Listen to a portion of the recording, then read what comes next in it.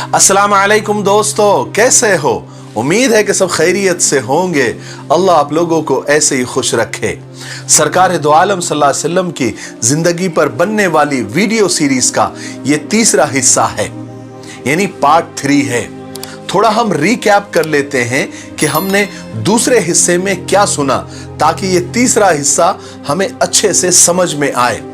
हमने दूसरे हिस्से में सुना कि हजरत इस्माइल अलैहिस्सलाम की औलाद में कुसै बिन किलाब पैदा हुए।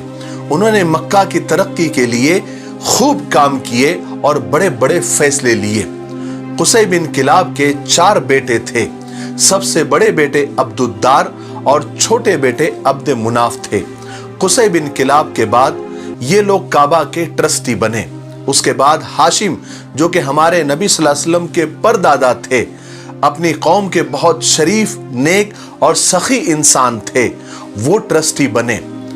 और हाशिम के इंतकाल के बाद उनके बड़े बेटे अब्दुल मुत्तलिब ट्रस्टी बने, यानी मनसबे हिजाबा पर फाइज हुए।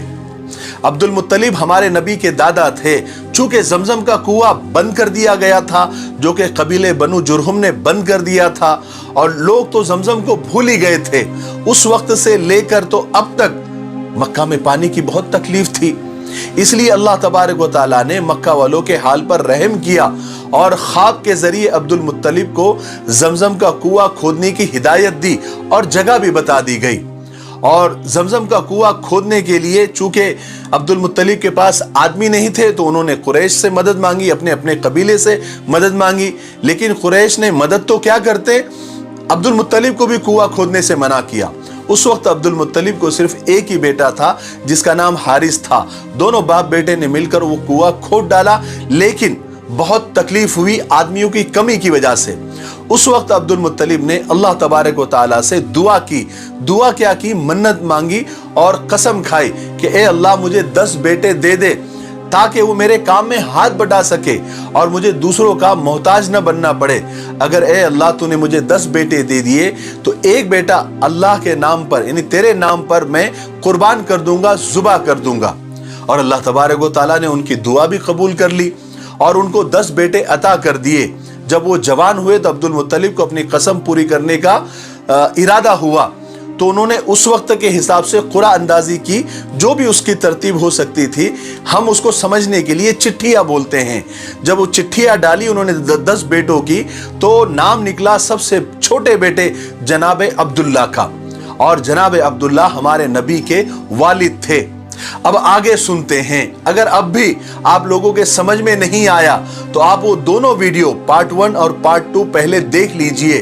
दोनों वीडियो के लिंक नीचे डिस्क्रिप्शन में मौजूद है। चलिए आगे बढ़ते हैं। जनाबे अब्दुल्ला अब्दुल मुत्तलिब के सबसे छोटे बेटे थे। सबसे खूबसूरत, सबसे खूबसीरत और समझदार थे। सब तरफ, यानी पूरे मक्का में क्या, पूरे अरब में उनके खूबसूरती के बहुत चर्चे थे। हर घराना उन्हें अपना दामाद बनाना चाहता था। हर लड़की उन्हें अपना शौहर बनाना चाहती थी। अचानक जब लोगों को मालूम हुआ कि अब्दुल मुत्तलिब ने 10 बेटों में से एक बेटे को कुर्बान करने की कसम खाई है और कुर्बानी के लिए जनाबे अब्दुल्ला का नाम आया है, तो लोगों को बहुत दुख हुआ, क्योंकि अब्दुल्ला से हर शख्स मोहब्बत करता था और कोई ये नहीं चाहता था कि जनाबे अब्दुल्ला इस तरह जुबा हो जाए। तो लोग जौक दर जौक, यानी अलग अलग ग्रुप में आकर अब्दुल मुत्तलिब को रोकने लगे, समझाने लगे, मनाने लगे। लेकिन अब्दुल मुत्तलिब तो अपनी कसम पूरी करने पर बिल्कुल अड़े हुए थे। आखिर एक दिन ये हुआ कि अब्दुल मुत्तलिब के पास मक्का का एक बहुत बड़ा रईस, मालदार आदमी, जिसका नाम मुगैरा था, वो आया और आकर उसने अब्दुल मुत्तलिब को ये मशवरा दिया कि अब्दुल मुत्तलिब, तुम अपनी कसम पूरी करने का कोई दूसरा तरीका ढूंढ लो। किसी नुजूमी, किसी काहिन, किसी ज्योतिषी वगैरह से पूछ लो। उस जमाने में इन लोगों का बहुत चलन था। और उस जमाने में यस्रिब में, यानी यस्रिब ये मदीना का पुराना नाम है, उसमें एक बहुत मशहूर काहिना औरत रहती थी। मुगैरा ने उस औरत के पास जाने का मशवरा दिया। ये बात अब्दुल मुत्तलिब को फौरन समझ में आ गई। वो फौरन यस्रिब गए और उस औरत से जाकर मिले और सारा माजरा सुना दिया। उस काहिना औरत ने सारी बातें सुनकर अब्दुल मुत्तलिब से कहा कि तुम्हारे यहां पर दियत यानी जान की कीमत का रिवाज कितना है? तो अब्दुल मुत्तलिब ने कहा कि 10 ऊंट दिए जाते हैं। तो काहिना ने यह रास्ता बताया कि तुम एक काम करो, तुम 2 चिट्ठियां डालो, एक में 10 ऊंट लिखो और दूसरी चिट्ठी में अब्दुल्ला का नाम लिखो और चिट्ठियां डालते जाओ। अगर ऊंट का नाम निकल आया, ऊंट की चिट्ठी निकल आई तो ऊंट जुबा कर देना, अब्दुल्ला को छोड़ देना। अगर अब्दुल्ला का नाम निकल आया तो दोबारा चिट्ठियां डालना। उस वक्त तक चिट्ठियां डालते रहना जब तक ऊंटों का नाम ना आ जाए। अब्दुल मुत्तलिब की ये बात समझ में आ गई और चूंकि ये बात किसी काहिना ने और बहुत मशहूर काहिना औरत ने इसको कहा था जिसको सारा मक्का और पूरा यस्रिब मानता था, चुनांचे अब्दुल मुत्तलिब ने मक्का आकर कुरा डाला यानी चिट्ठियां डाली तो 10 बार जनाबे अब्दुल्ला का ही नाम निकला। 11वीं बार कहीं जाकर ऊंटों की चिट्ठी निकली, तब कहीं जाकर लोगों ने इत्मीनान की और सुकून की सांस ली और एक दूसरे को मुबारकबादी देने लगे। इस तरह अब्दुल मुत्तलिब ने 100 ऊंटों की कुर्बानी देकर जनाबे अब्दुल्ला की जान भी बचा ली और अपनी कसम भी पूरी कर ली। जनाबे अब्दुल्ला की खूबसूरती और जहानत की वजह से कुरैश का हर घराना उन्हें अपना दामाद बनाना चाहता था, मगर अल्लाह ने जनाबे अब्दुल्ला के लिए एक दुल्हन पहले ही पसंद कर चुका था, मुंतखब कर चुका था, जो सारे मक्का में क्या, सारे अरब में क्या, सारी दुनिया में अपने हुस्न और शराफत की मिसाल आप थी। इसलिए कि उस जोड़े के जरिए अल्लाह तबारक व तआला को एक ऐसी मुकद्दस हस्ती को जन्म देना था। वो जोड़ी एक ऐसी मुकद्दस हस्ती जन्म देने वाली थी जिनके सदक़े में ये दुनिया बनी, ये आलम बना, ये जहान बना। अब्दुल मुत्तलिब ने अभी तक जनाबे अब्दुल्ला का कहीं रिश्ता मंजूर नहीं किया था, लेकिन उसी जमाने में ये एक वाकया मिलता है कि अब्दुल मुत्तलिब का यमन सफर हुआ, यानी यमन का सफर पेश आया तो अब्दुल मुत्तलिब यमन गए और वहां पर जाने के बाद वो एक यहूदियों के बहुत बड़े आलिम के पास ठहरे। एक दिन वो यहूदी आलिम अब्दुल मुत्तलिब को बड़ा गौर से देखने लगा, फिर अचानक बोलने लगा कि ए इब्ने हाशिम, अगर आप इजाजत दें तो मैं आपके बदन का कुछ हिस्सा देखना चाहता हूं।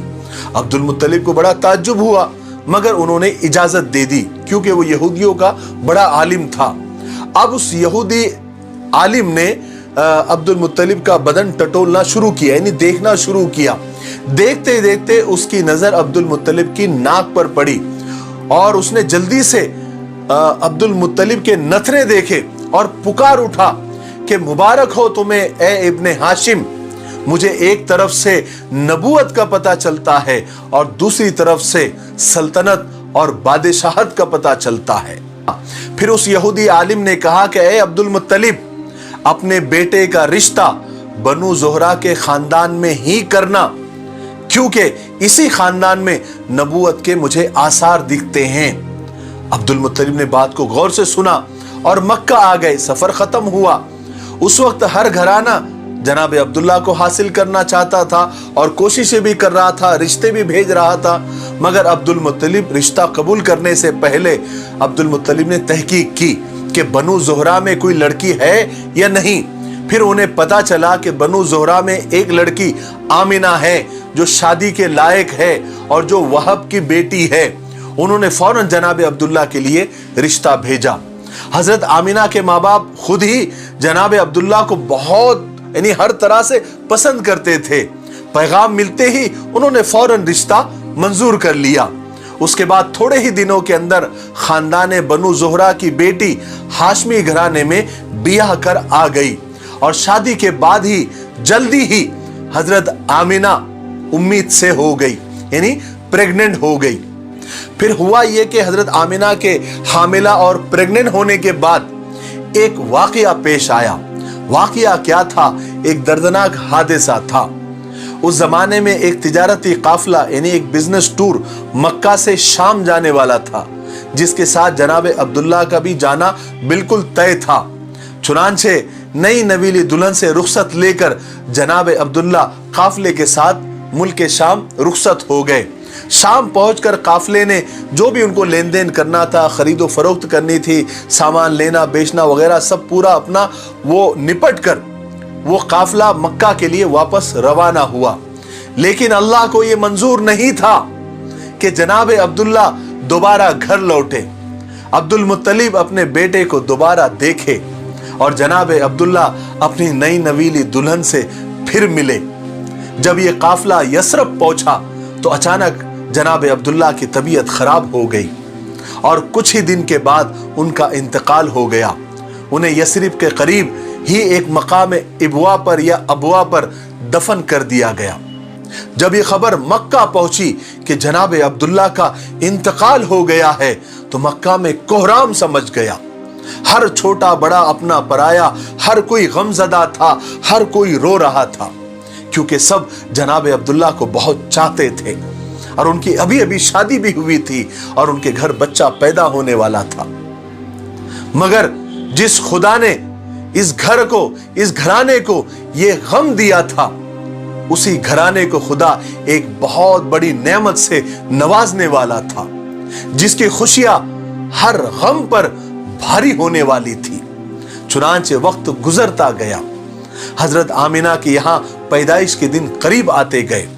फिर वो मुबारक दिन आ ही गया, 12 रबीउल अव्वल पीर का दिन, अंग्रेजी तारीख 20 अप्रैल 571 की सुबह के वक्त दुनिया व आखिरत की बरकतें और रहमतें लेकर एक सरापा नूर बच्चा दुनिया में तशरीफ ले आया और यही बच्चा पैगंबर आखिरुज़्ज़मा रहमत आलम हजरत मोहम्मद सल्लल्लाहु अलैहि वसल्लम थे।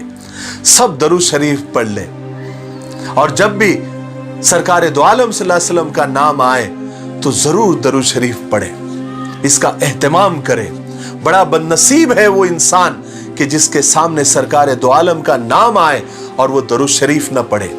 अब यहां पर वीडियो काफी लंबा हो रहा है तो हम तीसरे हिस्से को यहीं पर खत्म करते हैं, लेकिन आपको मैं चौथे हिस्से में जो एक वाकया आप सल्लल्लाहु अलैहि वसल्लम के पैदाइश वाले साल ही हुआ था, यानी आमुल फील इस साल को कहते हैं। इस साल जो है, जो अब्रहा बादशाह था जिसने जो काबे को ढाने के इरादे से आया था, उसके साथ क्या हुआ उसका मुकम्मल वाकया जो कुरान पाक में भी अलम तरा कैफ़ फ़अल रब्बुका बिअस्हाबिल फील ये सूरे में जिसका तस्किरा है, वो वाकया मैं आपको चौथे हिस्से में तफसील के साथ बताऊंगा। तो थोड़ा इंतजार करें, हो सकता है कि कल ही मैं वो वीडियो अपलोड कर दूं।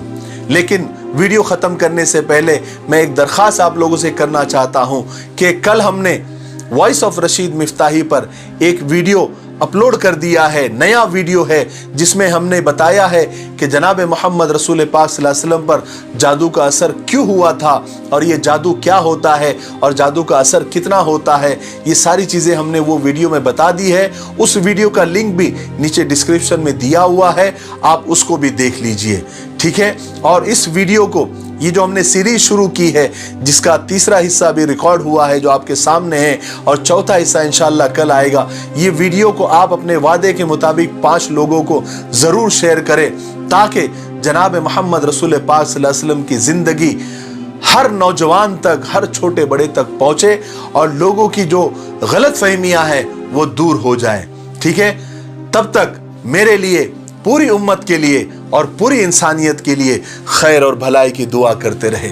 अस्सलामु अलैकुम व रहमतुल्लाहि व बरकातुहू।